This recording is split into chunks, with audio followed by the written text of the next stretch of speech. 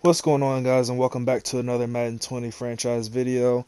This video right here is going to be a little bit different. This is the off-season video, the off-season recap, if you will, for our Redskins franchise rebuild. Made a lot of moves with our team. A lot of moves happened this off-season. Traded people away. Two people that we actually traded away are Troy Ackby, our backup. He was our backup free safety, and Trent Williams, our starting left tackle. Ended up trading Trent Williams away because of the fact that he's getting older. Trent Williams would be 36 going into this season. I figure trade him now while we are able to get something for him before he ends up retiring on us. Which I think he would have if we end up winning the Super Bowl, because I got the message from him talking about he's never been in a Super Bowl before and all that other stuff, so he's taking playoffs serious. So I don't know. He might have tried to retire out or leave on top from us. But anyways, the plan going forward with our offensive line is we're going to move our starting left guard Tyler Baidez. We're going to move him out to left tackle. We are going to draft a left guard and plug him into that spot. Baidez is a really, really, really good lineman. I think when ended up moving him to left tackle, he ended up becoming like the number 8 left tackle in the game. So I don't know. Hoping that move works out. Defensive wise, you see right here we added Stephon Gilmore. Gilmore saw him available in the draft, and or not in the draft, saw him available in free agency. I couldn't believe it, so I went ahead and put all my eggs into that basket. He's literally the only free agent that we ended up bidding on, and we ended up coming away with it. So hoping that that helps secure the secondary a little bit more. I already wasn't really too worried about our defensive secondary. I mean, yeah, we got torched a few times against the Minnesota Vikings, but overall, I felt like my secondary, the defense is the strongest part of my team. The secondary, I think, was the toughest part about my defense, with guys like Lars Woodby, Monte Nicholson, and Bradley something. I can't remember my other corner's name, but he's a rookie also. So I feel like adding Stephon Gilmore just adds to the stability of the defense and just really secures the secondary even more. Um, Shocking turn of events. I literally, and I still can't believe I did it. Like, I almost did not sign Bobby Wagner back on this team. And I feel like if I would have done that, I really would have been regretting it right now. So I'm glad that when we had that last re-sign period, the last chance to re-sign a player, ended up getting a deal done with Bobby Wagner. I think he's locked into a 4-year contract. I want to say 4 or 5 year contract. No, I think it's no, actually it might be 3 or 4. Because Bobby's kind of old. That was the whole reason why I didn't want to sign him. That's why I like let it drag on all season long. Because I kept on going back to it. I was like, am I going to sign Bobby? Am I not going to sign Bobby? And I don't know. It's just once we got past week 16, I was like, I gotta wait. Like I still wasn't sure, so I just let the playoffs basically help me decide if I was going to sign Bobby or not. And as you've seen in the divisional round, Bobby Wagner showed up and he showed off, like with his 2 forced fumbles and that ended up leading to touchdowns. Like, yeah, Bobby showed off. So, and it's crazy because after I ended up signing him, and then I went through and was looking at everybody's accolades, who made Pro Bowl and everything else. I see that Bobby Wagner ended up winning Defensive Player of the Year. So I'm just sitting there thinking, like, how crazy would that be? That if I that well, how crazy is it the fact that was about to not re-sign the Defensive Player of the Year to my team? Like, I don't know. It's just that'd be ridiculous, completely ridiculous. But anyways, got him signed up. He's locked into a contract with us for a couple more years. That we avoided that potential disaster because playing against Bobby, you would rather have Bobby on your team than go up against him. Um, so yeah, defensive wise, I think we definitely really started to secure things a lot more. Offense, there's a lot of movement on our offense as well. Free agency, we did not resign Paul Richardson. We let him walk. Um, our starting tight end, Kobe Paxson. We ended up letting him walk. I was on the fence about him too. Our Paxton, he was like he wasn't a key part in my offense, but at the same time, his catch and traffic was really high. Um, and we were working on a dev story with him. We had just got him upgraded to star dev, but I just didn't really feel comfortable with him because one, he's slow. He had like 77 speed, and I typically like my tight ends to be a little bit faster. And if he's going to be that slow, I at least want him to be able to run block, and he couldn't do that. So letting him walk was pretty easy for me there. We ended up drafting two tight ends in the second and the third round, I believe, or both in the third round, I think. Um, but yeah, they ended up becoming key pieces for us. Actually, at the top of the screen, I'm actually about to draft the left guard. The left guard I ended up picking up actually turned out to be a really good pickup. Kenyon Green. He actually had turns out that he has well, it's a hidden trait, but he has star development or superstar development. So that was actually our plan with trading away Trent and picking up a second round, moving Baez out to left guard and picking up another lineman in the draft. It actually worked. I mean, it was a long shot, but it paid out for us in the end. And as you see right here, about to draft King and Green. It says I reached, but trust me, I knew what my team needed. Uh, can't always rely on the animations, but hey, after the draft is over, I checked it out, and he is superstar development. See the 91 strength, uh, pass blocking, run blocking right there in the high 70s. So this is definitely going to turn out to be a great pickup. I'm hoping. I have a good feeling about him. Really good feeling about him. Anyways, like I said, with the offense, we let Paul Richardson walk. We let Colby Paxton walk. Um, we were thinking, or what we were thinking we were going to do. I was going to look to draft a wide receiver here in the draft. I honestly did not see too many wide receivers after the third round that I really liked and wanted to draft. So, luckily, I was on right before we even advanced to the draft, and I was able to see who was still out there and available in free agency. Saw that T.Y. Hilton is available, so that kind of helped in my decision here. I decided not to draft it. Well, I still ended up drafting a wide receiver here, but not anybody that I was expecting to like play. So we have T.Y. Hilton on the team also. You didn't see him um, on the roster when I was on it on the other screen because we did it after the draft. So yeah, offensive wise or wide receiver wise, we're definitely getting or got better. I think. Um, yeah, Paul Richardson added speed to things, but catching traffic, he didn't really add too much there, and that's what T.Y. Hilton brings. Plus, T.Y. Hilton is an X factor.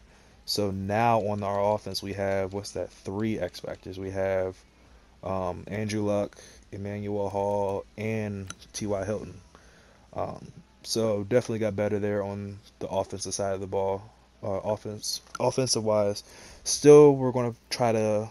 Oh, I'm still planning on trying to develop Terry McLaurin this season. I want to get abilities on Terry McLaurin. So from game one, I'm planning on getting him the ball as much as possible. Try to get his yards up, get his touchdowns up, so these scenarios can really start rolling in for McLaurin. Because if I'm telling you, if we're able to, I don't even want him to X Factor. I just want him to superstar. If I can get him to superstar and get his superstar abilities on him, our pass game it's a wrap. I feel like there's no reason why we shouldn't win and make it to the Super Bowl. Um, yeah, just point blank and period, really there. Right here, I think I'm just flipping. Yeah, I decided to flip through my division rivals just to see what's going on there. Um, the Cowboys, I'm not too worried about their offense. I saw in the transactions that the Cowboys ended up trading away Amari Cooper, and they ended up picking up the second round or the second pick in the draft and a lot more with it. Um, that guy Klein is ridiculous. Um, Mike Evans is alright, but Klein, oh my God, he's like his speed is deceptive. I think it said that he has like 90 something speed. He moves a lot faster on uh like in the game. Like he flies past Woodby and Monte Nicholson. Like it's crazy. Here's our tight end that we picked up, Austin Stogner. 84 speed, love the speed. He is, what is he? I want to say he is star dev. I don't think yeah, our left guard is the only superstar that we drafted. So Stogner is a star dev player that we drafted.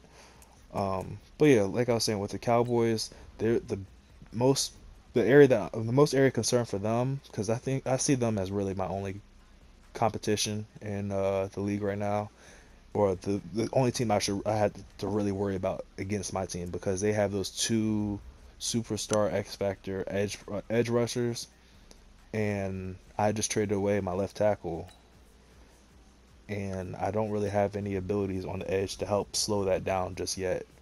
So, and I think we play them we play them week 2 of our new schedule. So that game is definitely going to be interesting there. Everybody else on the team, yeah, we already know. See, look at Klein.